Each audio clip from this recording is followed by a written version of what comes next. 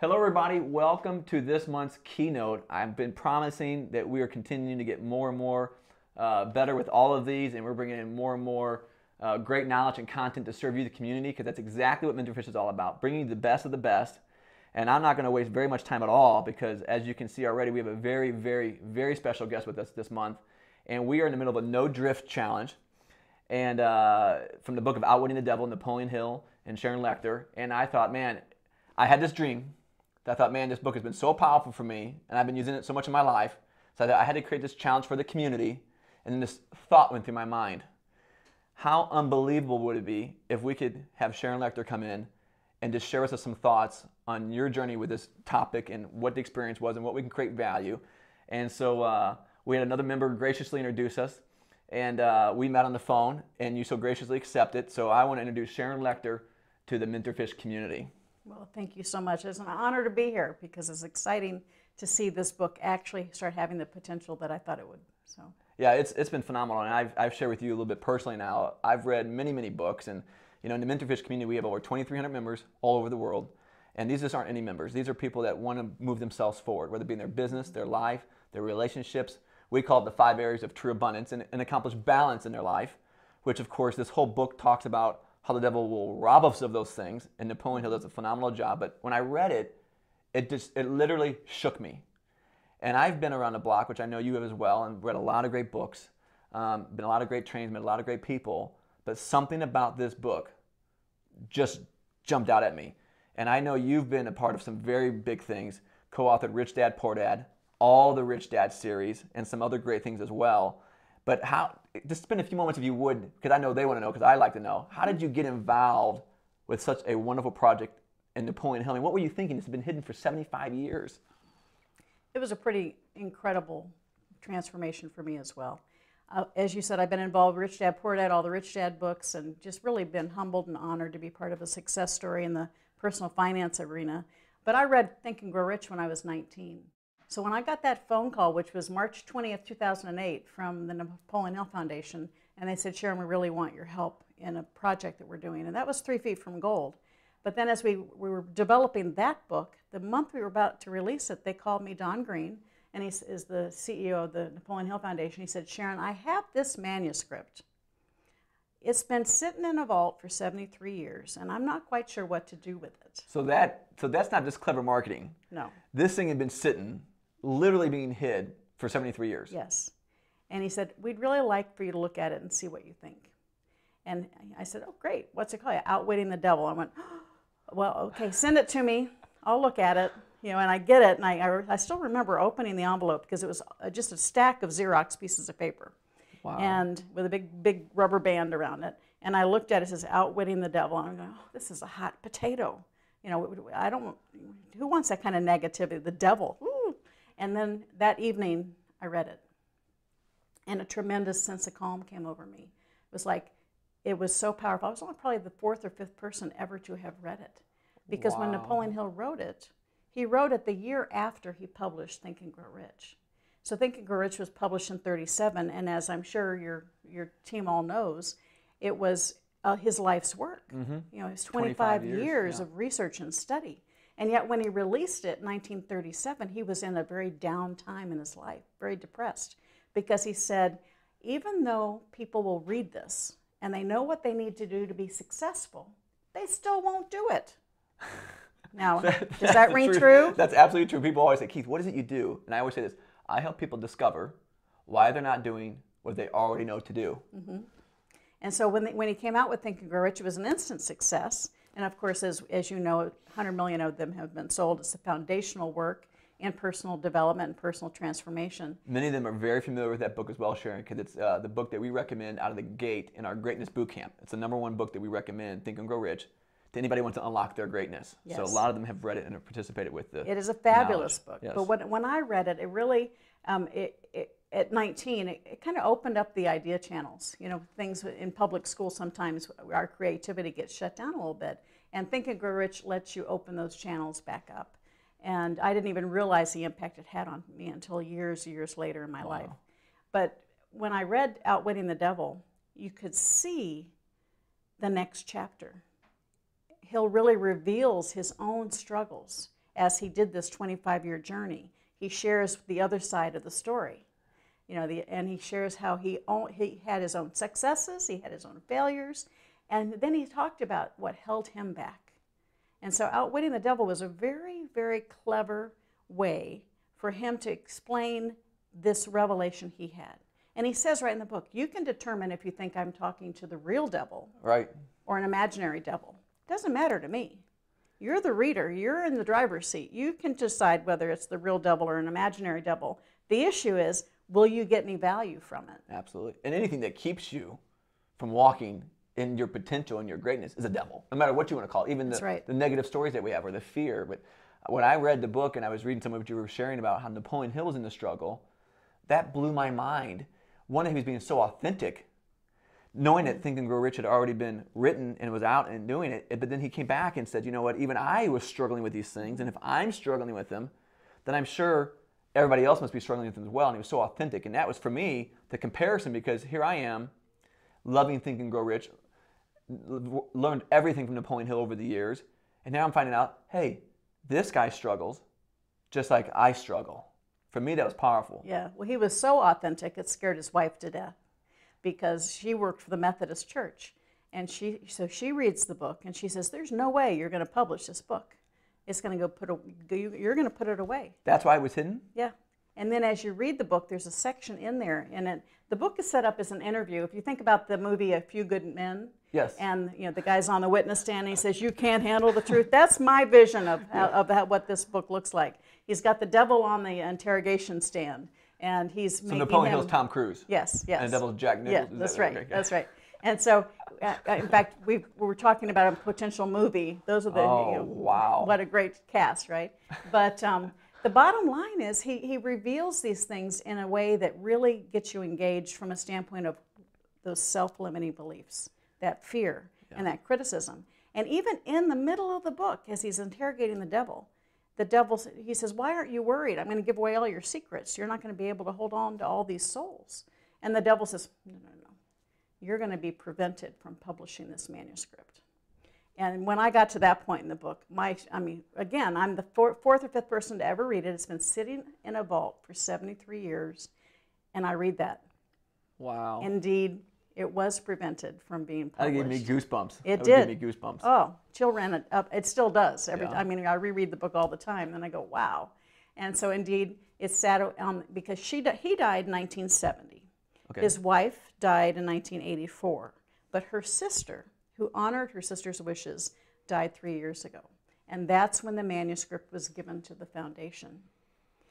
And then Don Green called me, and we had this conversation. I said, Think and Grow Rich was the right message during the Great Depression. Yeah. Many people attribute their success to having read Think and Grow Rich. Yeah, yes. I'm one of them. Absolutely. And so that's how the greatest companies were just started during the Great Depression, because they saw the opportunity and the possibility through reading Think and Grow Rich. So that really was the right book for that time. Yeah. But today, I think we need a little bit more gunpowder. I think we need a little bit more kick in the face, a little more wake-up call to realize that we are each in the driver's seat of our own lives, and we are the ones in control of the choices that we make. Yeah. Each and every one of us right now today are where we are because of the choices we've made. Have you all heard that before? Yeah. See, I told you it wasn't mine. I told you I didn't invent it, but it is the truth. Yeah. We are right where we're at based on the choices that we make, or in some cases we don't make. But even not making a choice is making a choice in one direction or another. And but the issue is we need to own those choices and say, if I want something different in my life, I need to make different choices into the future. If I want something better, if I want to get rid of something that's not good, I need to make different choices. And so the whole essence of Outwitting the Devil is to help you see where maybe some of those choices came from. And maybe some of it happened when we were little kids. Yeah. And we don't realize it. Have you ever had an opportunity where you overreacted to your wife, maybe? No, of course not. No, yes, I have.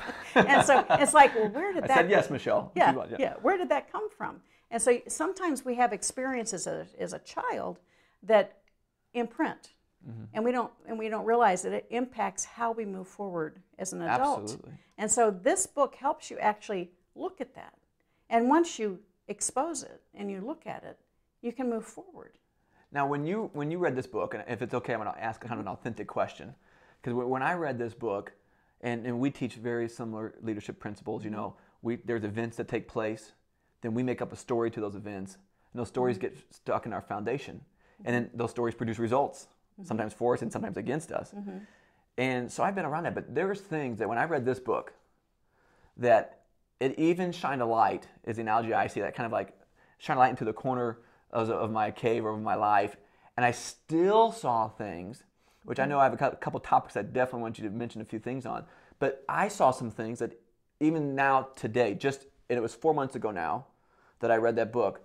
When you read it, did you have that same experience? Because I know you're very accomplished, you're very successful, huge in the industry, so it would have been easy for you, and I can see why they wanted you to be a part of it, Napoleon, or not because of who you are and your experience. So did you have a personal experience? I mean, when you read this, did something jump out for you in the same capacity? Absolutely. Several things. That's amazing. We think about the taboos of today. Well, they were even greater in 1938, but Napoleon Hill kind of takes them all on. Sex, religion, drugs, education, alcohol. The church. Cigarettes, definitely religion. And he takes all of them on. And so, of course, his wife was scared to death because he left no stone unturned. And so each and every one of us can look at one of those areas in our lives and be awakened to things that happen.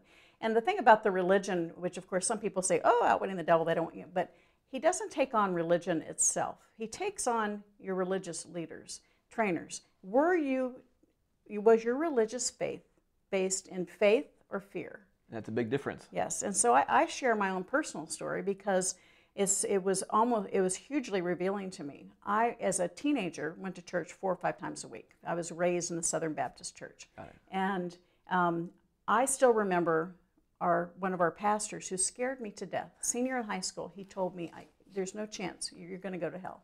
You know, you absolutely, there's just no way. Scared me to death. You know, don't smile, don't have fun. You know, it was pretty restrictive. And I remember being just terrified. Why am I coming? You know, if I'm already doomed, I might as well forget it. And then at the same church, so the same faith, same religion, I had a youth minister who lifted me up in faith and said, you know, God is there to support you and you can create whatever you want to create. And so in the same environment, you saw both dynamics. I saw the faith and I saw the fear. And of course, I gravitated to the faith. But it's interesting because if you think about it, if you think about your own religious training or your own upbringing as parents, you know, we talk about our kids. Are we training them through love or through, you know, harshness? Yeah. Are we saying no to them, or are we exciting them to discover life on their own? Absolutely. You know, we have a lot of parents, of course, in our community, and you know, the topic of being a parent or being a spouse or children comes up often, and we teach some of the very same things on how to, you know, lead with the concept of understanding choices. And you know, even I still, as a parent, because I've not arrived anywhere, sometimes I still drift into a fear base. You know, well, no, or this is going to happen, and that kind of thing. And so I think that's huge. But I also saw fear. I saw more fear still in my life when I read this book, probably than any other things. And for me, when he was interviewing the devil, and the devil said, "Oh, well, the first thing I use is fear." I'm like, "Oh well, you know, I've whipped fear." But then as the devil, you know, like you said, it's like this courtroom type mentality where he makes the devil speak honestly. He started talking about how he uses the fear to jump into my mind, and then how he uses that then to take control of people's lives. I'm like, you know, that happens in my mind all the time. One little thought of fear magnifies itself, and it can sterilize me and paralyze me rather, and keep me from moving anywhere. And so for me, I was just like, man, I can't believe how much fear I still had. Did you see any of that still in your life at all? Oh, absolutely. Fear can paralyze you, or it can motivate you. And so you want to be able to acknowledge that fear. Well, when he drills down into the various types of fear, it gets very revealing. So for instance, fear of loss of love, fear of death, fear of aging, fear of criticism. Wasn't there 7 Yes. fears? Yeah. Fear of criticism was like ringing a church bell for me. Wow. Because a lot of people today say, you know, they have that I'm not worthy type thing, and I'm not an expert. And yet it's that fear of criticism. So I do an experiment. I'll challenge all of you to do this. Take out a piece of paper and answer the question, who am I? With just one word descriptions. So who am I? One word descriptions. Who am I? Okay. So father, you know, husband. And so you do that, and then I ask a room maybe of 100 people. Fewer than 1 or 2 people, only 1 or 2 in the room, will write down their own name. Because as a society, we've gotten to the point where we judge ourselves through the eyes of others. Got it. And it was really impactful for me when I read that part of the book, because it is in so much today with our young people. They're so fearful of being out of place or not living up to par. 70+% of young teenage girls in high school don't like who they are. Yeah. It's like almost 60% of young boys. Wow. And so we have a society where we want to keep up with the Joneses. We want to look good. Yeah. You know, whether it's good inside or not, but we got to make sure that we get past that. The illusion of success. That's right. That fear of criticism. Yeah. And certainly in the past few years, those people who have had downturns in their economy but maintain their style of living. Yes. Just to exacerbate the problem, instead of pulling in and saying, okay, the reality is I need to change how I'm living because my income has changed. Yes. I see it all the time. And so but this is so powerful because it helps you see it and recognize that you have to start here. If I'm a better Sharon, I'm a better mother. If I'm a better Sharon, I'm a better wife. And so we hear the little story, put the mask on yourself before you put it on your kid. I hate that, but at the same time now I realize it's true. We have to be strong, and if we're strong here, then we're better everywhere else. So even with all your success and everything you've done, Rich Dad Poor Dad, all the books and all the public accolades that you've had, when you read this, you still even saw some fear there, because I think that's so. Oh, absolutely. I always like when I teach with the community. One of my biggest themes I always try to hold people to, and I try to share myself with them and say, you know what, I'm on the journey too. And fear is going to affect all of us if we allow it to. Because a lot of times it's easy for an audience or a community to say, well, I'm sure Sharon Lechter, she's got it all figured out and she probably doesn't have fear anymore. Or like I would have assumed like Napoleon Hill, Think and Grow Rich and everything else. Oh, Napoleon Hill spent 25 years with a letter from Andrew Carnegie to interview the most successful people in the world. He probably has no fear. He probably knew the formula, could do it all. But yet in this book, we see he was still working on it. And so I think even the big value of this book, show me even through Napoleon Hill, as you described with yourself today and the experience that I had, was that we're still all on the journey. Right. And it's the success or the greatness is possible for anyone who chooses to implement some of the things that he's talking about. So if you wouldn't mind, could you share, there's a few themes in this book that really stood out to me. But before I tell you what they were for me, what were some of the concepts that I think were most powerful for you? Were there a few things that just jumped out at you as you were doing and working with this book that just stood out as huge things that you think, hey, I helped write this thing. Yeah. The community needs to know. I think this is huge, because I think we'll all get something different. But you obviously have a better relationship with this at this time than any of us do. So what are some things that you think we should really look into, having read this book and people that are reading it right now currently? Well, there's so many elements in it, but I think one of the most powerful thing, and certainly when you talk about a no-drift program, the concept of drifters and non-drifters, and it's not just the written concept, but it was so emotional for me. I have a son who's an alcoholic, and it's been a very difficult thing as a mother to go through this roller coaster of, on the wagon, off the wagon, on the wagon, off the wagon. And it's very, you take a lot of guilt, and you feel, it's my, what did I do wrong? What could I have done differently? And yet this book helped me come somewhat at peace with understanding that there are elements at work that I can't control, which is hard for me. I'm a control freak. A few of us are. You want to take responsibility for everything. She said a few of us are, and she looked kind of pointed at me too. But it's one of those things where it's really difficult, because as a mother, you want to be a wonderful mother, and you say, well, what did I do wrong? What could I have done differently? And so this book really, I still struggle. I'm still sad, but it also helped me come at peace with the fact that I did the best job I could, and I'm still there. And I'm going to love him through it, no matter what. So would the thoughts that came into drift then would show up in your thoughts about, you would start to drift when the devil or whatever you interpret to be in the book would put thoughts of guilt or shame, or you could have done this or do that, and that was the area where you began to drift into until you... And also identify that my son is definitely in the drifting phase. Okay. And yet by me trying to take the guilt, I'm actually allowing him to drift more. Yeah. Sure. right? And so he needs to come out of that world on his own, and he needs to see that what he wants and have that definiteness of purpose. And so for me, my definiteness of purpose of helping him was probably not the right strategy because I was enabling him. Oh, okay. Okay. Sure. So from that perspective, it was very telling for me personally as far as my attitude Okay. and my own feeling of being responsible. No, I'm not responsible. I'm not the one picking up the alcohol. He Sure. is. And so one of those things is allowing that ownership to be in his hands Okay. and say, I'm there for you, but you are the one making the choices, and I don't agree with the choices that you're making. So, it's obviously a very difficult thing for anybody to go through, and I'm certainly still dealing with it and struggling with it, but I have a little bit better vision about it as a result of reading Outwitting the Devil. And I think each and every one of us, when you talk about Hill himself, the authenticity of him sharing his own deep, dark moments, his own personal feelings of failure, each and every one of us have experienced that. Absolutely. I had a son who got into credit card debts. That's why that passion that I have today is because I didn't do something right then.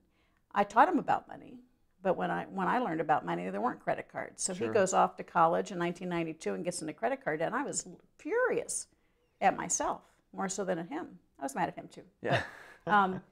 But that was in December of 1992, was really when I dedicated the rest of my professional career to financial literacy and financial education and helping people unlock their potential. Because drifting's huge, because we'll talk more about finances in a bit too, but I picked up people drifting their finances. One of the things that stuck out to me, because that's one of the things I had written down, this drifting mentality.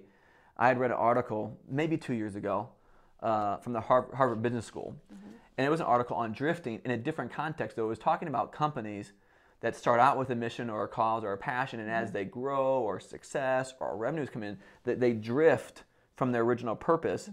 And I think, man, how often do people do that in life, where we have a greatness, as I've defined it, and greatness for us is the same as purpose. Right. We have a greatness, we have an idea, a purpose, or a passion, and then slowly but surely, that's over here, and we begin to drift. And I thought, you know what, I have drifting thoughts. I'm like, wait a second, Keith, that's a drifting thought. Right. And I said, I got to take it back under control, because I don't want to drift in my thought life, because if I drift in my thoughts, it'll drift in my action, which led to, hey, more production in my life over the time period after I read this than I had in the last 12 months. And I thought, we got to bring this to the community, and that's why we put out the No Drift Challenge. Right. How do we not drift from what our purpose is, our goals, or our ideas?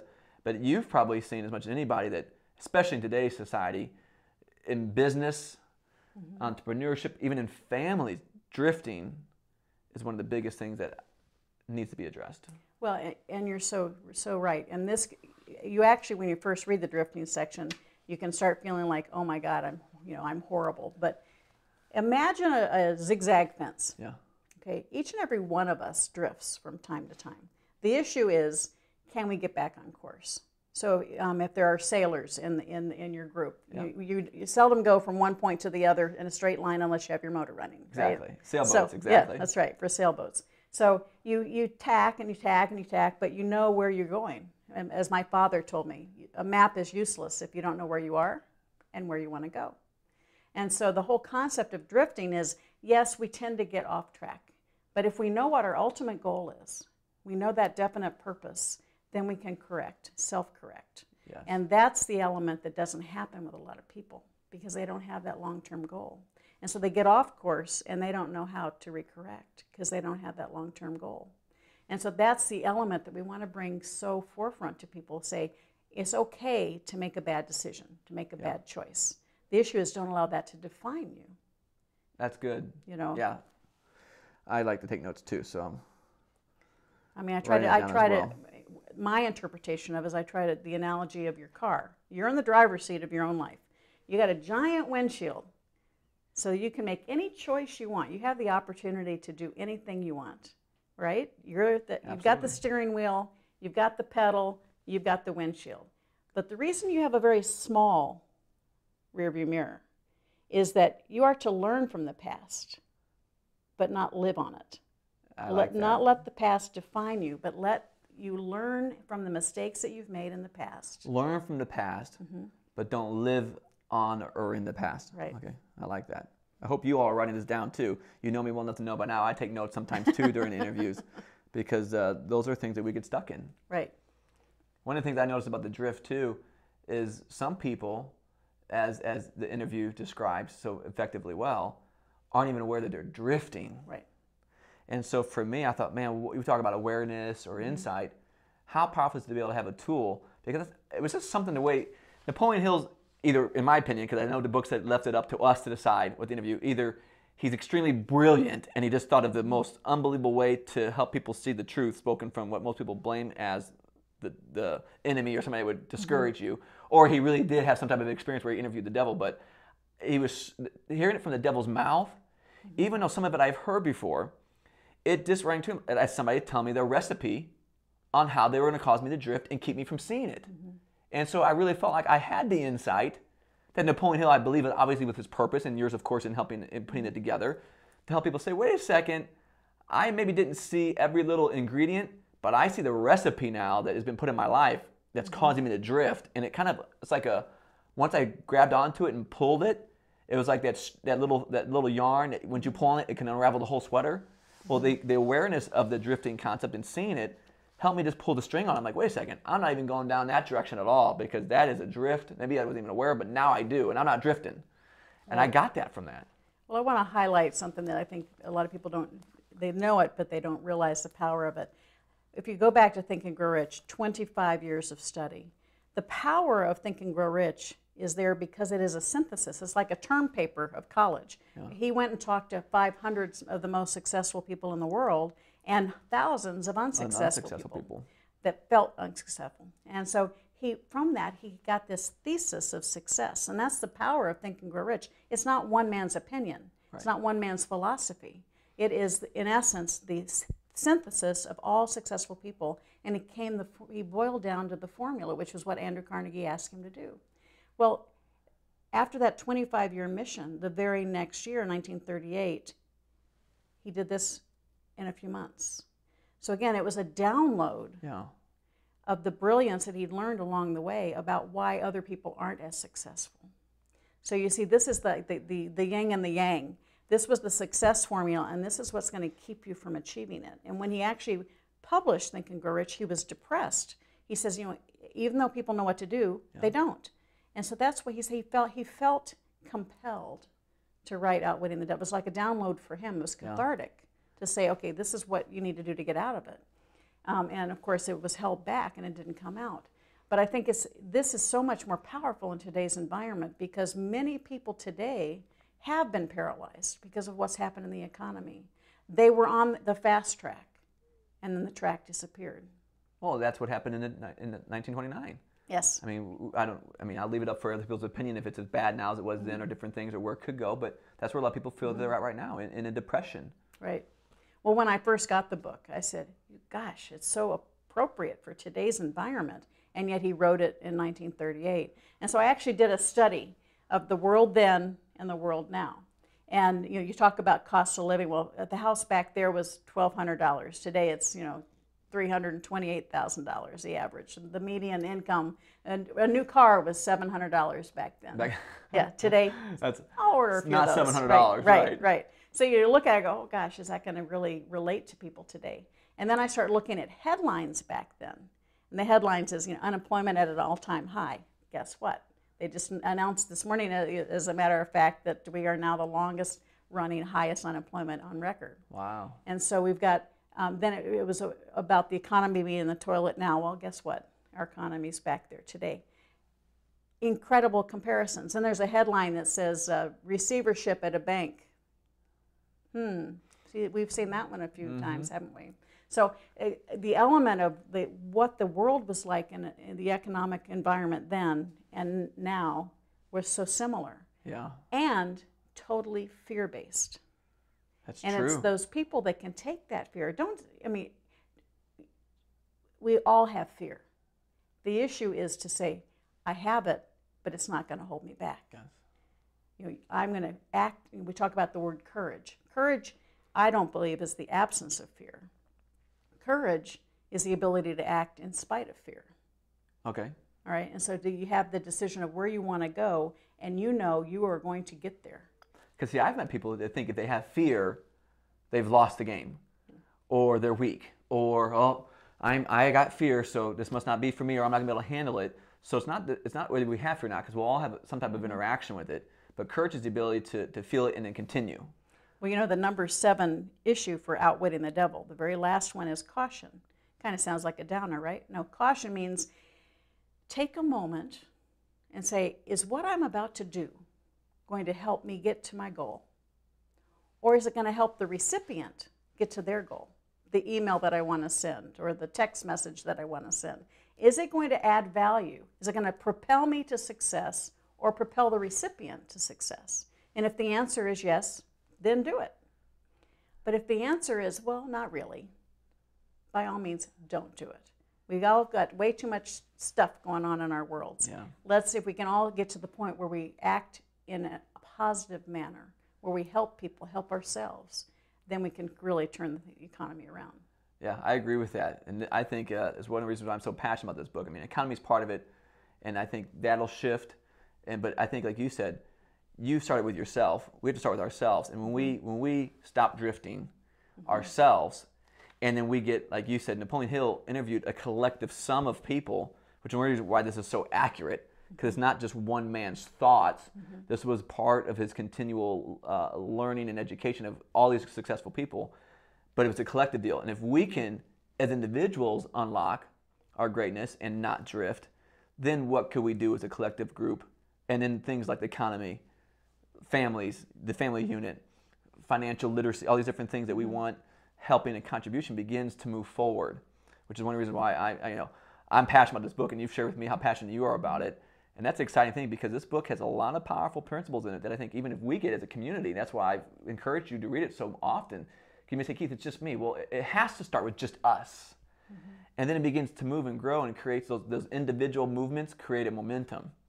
And one of the things that I thought that I wanted to ask you about, because talking about movement and momentum, there was a thing in this book that has a very interesting term to it that is a funny word for some people, but I totally get it. So I wanted to ask you just to maybe give us a few bars on it, the hypnotic rhythm of things.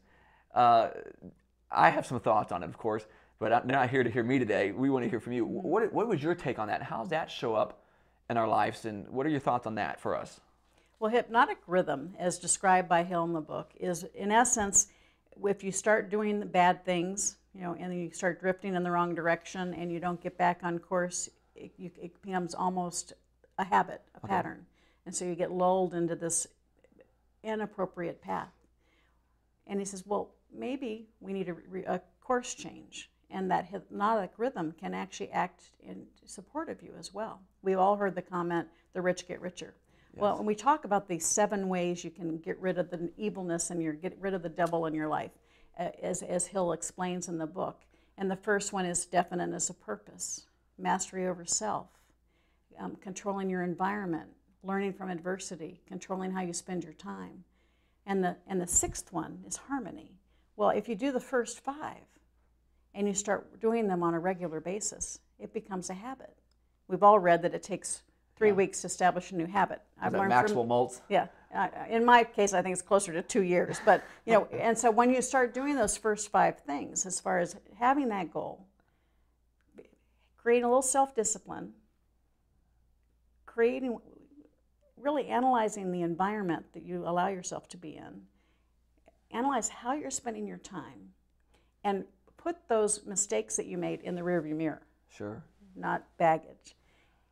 Then you can start feeling the freedom that propels you quicker to success. And as you do that, they start working together. So hypnotic rhythm, so make sure I'm hearing you correctly, make sure they're hearing you correctly. Hypnotic rhythm is going to work in either direction, but we have to decide if it's going to work against us or for us. Right. And the devil, of course, as he introduces it in the book, talks about it from a negative sense. Sure. Okay? But I try to get people to understand that it also works in the positive sense. As destructive as it can be, it can also be constructive in your life. Because we all know once you start going to the gym, if you make it part of your day, it's no longer a chore, it's just how you live. And so one of the things that we all need to look about is what are we doing in our life that's negative? We're watching TV 5 nights a week for 4 hours a night. That's hypnotic rhythm, because you've gotten into this habit. Things we don't even realize. Right. That's hypnotic rhythm of doing something that is not propelling you to success. It's also your environment. It's also how you're spending your time. So it's like, ooh, wait a minute, busted.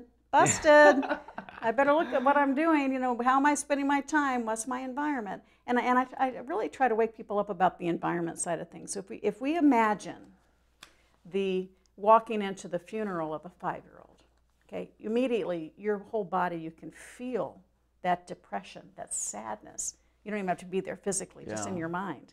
And then contrast that, and I'm going to show my age, but going into a party where it's Motown and the Supremes are singing and everybody's dancing, or like last night at the Van Halen concert, all of those things, then you can feel the energy go up in the room and people get excited. And are you putting yourself in this environment of depression or in the environment of excitement and positive? That is a great word, and I hope you guys caught that, because environment, I think, hearing you even say that, it's bringing to my mind, environment is probably one of the most sneaky little things that we will allow. And because somebody could come running in and say, hey guys, let's go rob a bank, and we'd be like, no, we would never do that. But environment seeps in and drips into who we are often. Little thing, all of a sudden, before we know, we have this collective environment that has had a hypnotic rhythm to us that's in a direction that does not serve us, like you were talking about. We don't even see it. It's like the temperature, like the frog in a pot. You throw a frog in the pot, when it's boiling, he'll jump out. But if you slowly raise the temperature, he'll boil in the pot. Is that kind of what you're referring to? So I have a little bit of an exercise for you. You gonna make me do it right now in front of everybody? Okay. Now, we've all seen the little cartoons where the devil's on the left shoulder and the angel's on the right shoulder, right? So we all have people in our lives that frustrate us, right? Yes. Maybe a child, maybe a spouse at times. And so I want you to raise your right hand and flick your left shoulder, okay? Get rid of the negativity. Get rid of the little devil, all right? So the next time somebody's in your face and they're yelling at you, or they're making you mad, just do this and you'll feel yourself change. Get rid of the negativity. Just the physical manifestation of saying, this is negative. It's a negative environment. I'm feeling myself be drawn into it. Go like this. It's going to lighten your load. Flick our shoulders, not flip off somebody else. No. Flick the devil. Okay, make sure everybody caught that. She didn't. Sharon Lechter did not tell us not. She did not tell us to flip anybody off. She said flick the negativity. The negativity. Okay. They won't know what you're doing. They're thinking you're going to get rid of dandruff or something. But you know that you're breaking the spell of the environment. You're breaking the spell of the negativity. And it's going to, I have people come up to me and I talk, Sharon. Yeah. But it really does. It's a great trigger. It's a trigger that helps you lighten the environment that you're in and helps you bring awareness again to the fact, we all, I'm sure, can remember a time when you were in a good mood and you walk into an office with somebody and they're in a bad mood, they're mad, and all of a sudden you absolutely sink to their level. Stop it. Don't allow that to happen. And some of it is recognizing it. And the more we start recognizing it, the quicker we can change it.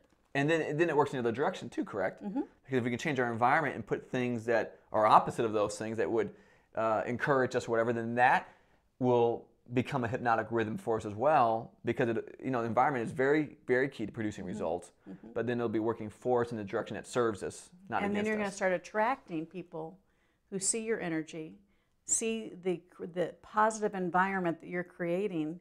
You're going to start having people come to you because they want to be more like you. Wow. That's a powerful concept.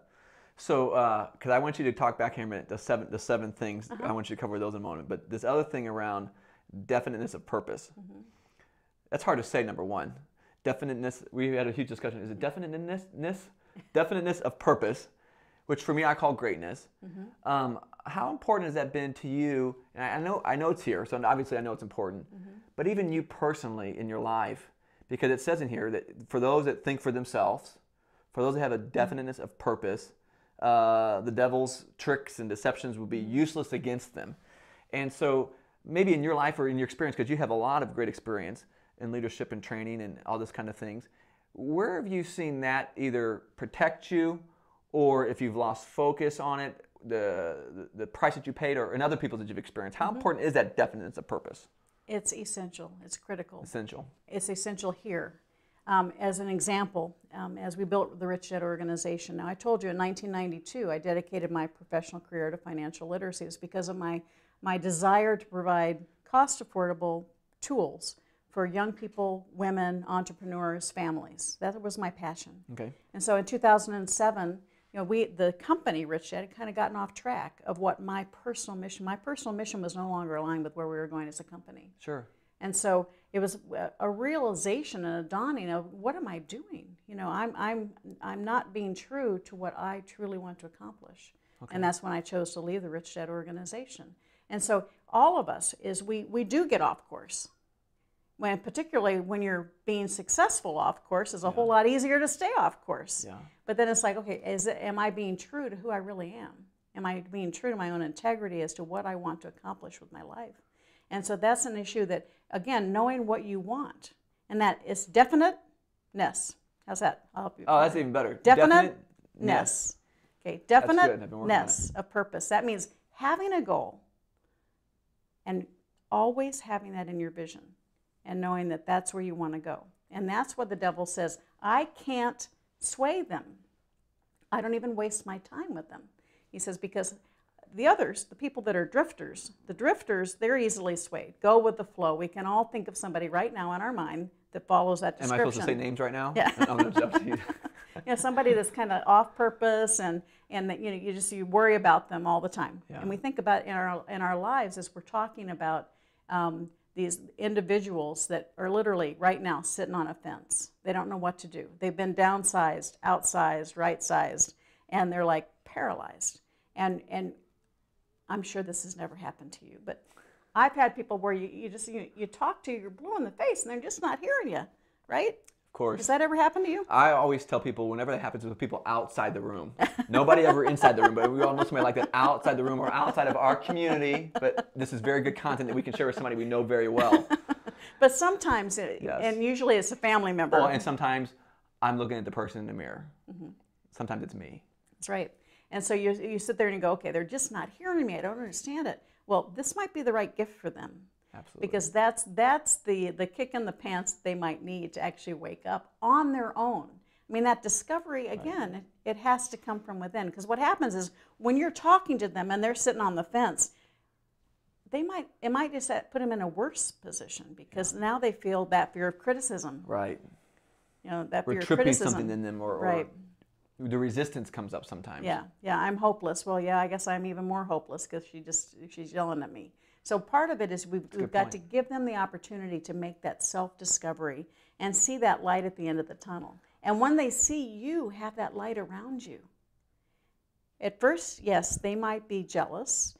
They might step back. If you think about families, right? When one person does something new and the family is like, oh, they're fearful. They pull you back. They criticize. But once you've established success, guess what? They're right back. Yeah, they flip the other direction. It's not because they don't love you. It's not because they don't want you to be successful, but they're fearful of change. They're fearful of you doing something that's outside the box. And part of that is that mirror where they're looking at themselves. He's got the courage to go try something, and I'm not. And so it becomes it gets emulated because then I'm going to be resistant to you. Absolutely. Yeah, that's very true. And I think you said something very powerful because I have. Not only did this show me stuff, like you said, it awakened me and gave me a kick in the pants, mm-hmm. and I'm pretty effective at kicking myself in the pants, not in a negative way, but just to continue to move. Mm-hmm. But it still showed me things. And you said, well, hey, if you've got somebody in your life that you feel like is on the fence, this is a great tool to give them mm-hmm. and have their own experience with. Because I can tell you, and I answer questions. I do the best I can, and I have mm-hmm. Ways to help people communicate as effectively as possible if you are working with somebody else. But you had a great solution there because I get asked all the time, well, how do I deal with so-and-so? Or how do I deal with a negative person? Or how do I help them see something? Like you said, sometimes the hardest thing to do is to try to help them see it. Mm-hmm. And that has a liability with it. Mm-hmm. And so I'm going to second what you just said. If you've got somebody in your life and you've already heard me talk about it, because this is creating principles in my life, I'm not getting anything from it. But this would be a great gift to get for somebody and give it to them because it's can be covered as leadership, mm-hmm. growth, all these different things, but they're going to get something from it, which is one of the reasons why I was so excited about it, because this book communicated many things to me in a way that I'd never heard them before, even though I'd heard them before. It touched me differently. and open my eyes to something. So I second that. I think that'd be a great tool. And then we can all know here in the Minted Fish community, as a little inside deal, that if we're handing that book to somebody, kind of like brushing off, we're handing the book, then that's kind of, that's our effort to say, hey, here's some content. The Trojan horse. Yeah. It might be something to help get them in their hands, and it's just a gift. And so I think it's a powerful tool. So drifting was huge for me. Definiteness of purpose was huge, and the hypnotic rhythm. Now, some of the things I covered in the keynote for this drift challenge to help people stay aware of. Now, you mentioned very quickly, and I know we're getting here, but I want to give you a chance because I know you learned from this book, but you also have a very personal relationship with it because you helped create what it is now, the 7 solutions. Because we're in a no drift challenge, and most of them haven't got there yet. And the great thing is we're encouraging anybody to jump in. You may be watching this interview and didn't watch my April keynote. You can still jump into the 90-day challenge right now. You may say, Keith, I'm behind. Well, no, your 90 days can start anytime you start your 90 days. And I explain what the challenge is in that keynote, but we're reading the book together, chapter by chapter, and then we're leveraging the learning in the forums to say, hey, what did I get from this chapter? And I know as well as you do, there's some solutions in the end of this book, and I don't mind. We're not going to give it away. They're going to read it either way. But talk about these 7 things because I've got you here. So no better person to say, okay, how do you not drift? How do you keep your focus on that definiteness of purpose? And how do you do these things? Just cover maybe just a few key points on those 7 things. And you better get ready to write these down because we have Sharon herself here sharing these with us. They're very powerful. And so just give us a few bits and pieces of insight on these 7 tools. Well, first I want to applaud you for putting this together because he's giving you the opportunity. You're creating the blueprint to employ those 7 elements because you're creating the environment, you've created the challenge, you've created the definiteness of purpose because you've given them basically a schedule, timeline. Yeah. The time is you've given them a timeline, so you're helping them actually create that positive harmonic rhythm in their own lives. And so those 7 elements is having the goal. Okay, that goal is to get rid of that drifting in your own life and know what you want in the future. That definiteness of purpose is really accepting responsibility that you are in the driver's seat of your own life and you know where you want to go. Okay. The second one is mastery over self. And we live in a world of so much victimness. Everybody wants to blame somebody else. It's human nature. You don't want to take responsibility. It's much easier to blame someone else. And so the mastery over self is say, okay, I am responsible and I can make a commitment to myself to start doing something in a positive way and commit to it and then deliver on it to yourself. And so that's mastery over self. And the next one is learning from adversity. You see lots of articles and you read lots of news things about it. The issue is here. Learn from adversity in your heart. Learn from it and say, okay, I screwed that up. All right, well, what did I learn from it? Because, history has shown that if you make a mistake and you don't learn from it, more than likely it's going to be delivered up to you again. You're going to make that same mistake. Yeah. And so the issue is, okay, I'm going to learn from that. What was the lesson I learned? I share, every one of us has made mistakes. Anybody raise their hand out there that has never made a mistake? The issue is how have we dealt with it? And how have we defined ourselves about it? And typically, I will add, this is an issue that's much more difficult for women. Women tend to be much more guilt-laden about mistakes that they've made than men. In my very ripe old age, I think that I'm safe to say that that is a generalization that I found to be true. So I want to speak to the women. Get over it and allow yourself to say, okay, I messed up, but I'm going to do better because you will be much more powerful in your own life, both as a professional, as a mother, as a wife, when you say, okay, I'm going to just make sure I don't do that again. And so it's very important for women to get that more so than anybody. And young people as well, because young people feel they're so, as adults, many of us today have put our kids in these little plastic bubbles. Everybody wins, everybody gets a trophy. Yeah. We don't want our kids to make a mistake. We catch them before they fall. And we're really not doing them a favor, because the sooner people can learn to fail and get up, brush off their knees, do it again, and the more successful they will be at being able to propel success. They learn that adversity is just something that happens in the pathway. Okay? And they can create value from it. Right. How many no's does it take to get to a yes? Understand, you get a no, just keep going to the next one. Pick up the phone again, go to the next one. So the issue is understanding how to learn from adversity and use it to your advantage. What lesson did I learn for the future? So that's the third one. And then controlling your environment.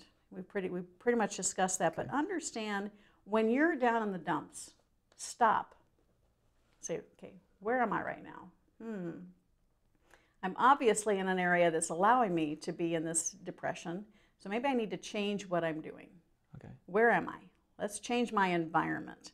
Figure out, start surrounding myself with people like Mentorfish, surrounding myself with people who are invested in my success and want me to be successful, and they're going to cheerlead me on my way. And allow yourself to soak that high energy into your own life, and you'll see change immediately. And then the next one is time. How am I spending my time? And my time is very interesting when you talk to people. They always kind of chuckle and I got so much to do. I'm completely out of balance. Well, there is no balance in life. When you're balanced, you're not moving forward or back. Nobody's ever truly balanced. The issue is, if you feel guilty about not spending time with your spouse or on your business or your kids, you just need to make different choices. You're not out of balance. You're just not choosing the way you want to be. So stop. Say, okay, I need to spend more time with my kids. Okay, my choice is how I'm going to spend my time in the future. When you feel out of balance, it's because you don't like how you're using your time. So how we exchange our time and for what? Right. So stop and say, what am I doing? When am I doing it? How can I free up more time to do what I want to do? The definiteness of purpose. Right. And so all of those work together. And if you start doing them together, all of a sudden it becomes a lot easier. And so that hypnotic rhythm that he talks about in the book is a really negative force. And he basically says the only way to really break hypnotic rhythm when you're really in the depth of despair and negative is to have a crisis. Yes. Okay, a crisis that you hit bottom, you lose everything, and so it gives you an opportunity to wake up and make different choices. Well, if you're in the hypnotic rhythm in a positive sense, then you're building your future of happiness, you're typically of wealth. And you're starting to attract other people who want that same thing because they see that in you.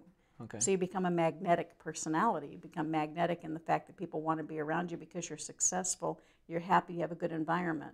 And so you start attracting them into your sphere of influence. And then the last one is once that happens, you can kind of get a big ego, right? So, I don't know what you're talking about. Yeah. you know a few people. Yeah, I know a few people outside the room. Yeah. But then, so the caution. It's like, be cautious of your path. Be cautious of the decisions that you make. We've all probably said something in our life that we wanted to swallow and get back. Or we've sent an email, or we've heard of congressmen who've sent a tweet that they wish they hadn't done. All of those things, it's like, okay, wait a minute. In the world that we live in today, back then it was still snail mail, and he talks about this in the book. And so today it's even more important with Facebook and Twitter and all these other things. Okay, caution is just reflection before action. Reflect before you act. Is what I'm about to do a positive step for me, or is it a positive step for the recipient? If you can say yes, do it, as I said earlier. Or if you realize that you're just creating more noise, or you're doing something that's a complaint or negative, if it's going to help somebody make a positive change, okay. But if it's something that's just going to be not really propel you or be beneficial to the recipient, don't do it. Because that's what adds credibility to your success. That you're helping others create success in their lives, and you're not creating noise. That you're actually serving them. Right. Something that creates service in their life. You move to service, yes. Awesome. So those are the 7 keys. Now, it says in the book, and I'm sure you've had a brief, and in closing here, you've probably seen examples of people who use these 7 keys, as if you haven't got to that chapter yet, you will. And so just in closing here, I know you've used these 7 keys. You've been around very successful people. I've used some of them as well. What can happen of an encouraging, inspiring type place when people use these 7 tools, which render the devil useless against us? What can take place in somebody's life? Well, I'm going to use other people's words because I love them. Reverend Michael Bernard Beckwith wrote the afterword in the book, and he says this book can create a renaissance in consciousness. Renaissance in consciousness. Wouldn't that be wonderful? And then one unknown reviewer on Amazon said, Outwitting the Devil is going to create a cosmic shift in positive outcomes. Now, I'm a writer. I like words. I wish I'd written them. I love them. Cosmic shift in positive outcomes. Wouldn't the world be a better place if we had more positive outcomes? You know, the media. One of the things I talk about with environment and time is, you know, if you are a news junkie, you're filling yourself with all this negativity because our media is still, you know, they get fueled by negativity. Let's start asking them to be fueled by positive action. Absolutely. And think about it, if you're pulling all that into your life, you know, it is impacting you, your environment. And so you're going to see the result. You need to eject and reject that negativity so that you can create positive change. I like that. You know, if you're watching this interview, obviously this entire community is dedicated to unlocking greatness. You know, my personal languaging on it from me is that I knew this book would be absolutely key in is I believe we are in an epidemic. And I know it's financially related. I know there's many different things, but I think on even a bigger level, we have an epidemic of greatness. We have so many people that aren't walking in their fullest potential because they drift or because the hypnotic rhythm is going in the wrong direction or they don't have that definiteness of purpose. And if we can use this book, use the tools that you share with us today in this interview, and we take it with us into the rest of the challenge, because I can already tell you, just from my experience, we're about a third through the challenge. And I'm sure there's some people, none of you of course, that may already be a bit discouraged or not there and they're drifting already a bit. But if we can use those 7 things and stay on it and make the drift less. I love what you said earlier about, you know, we're going to drift. It's not about drifting.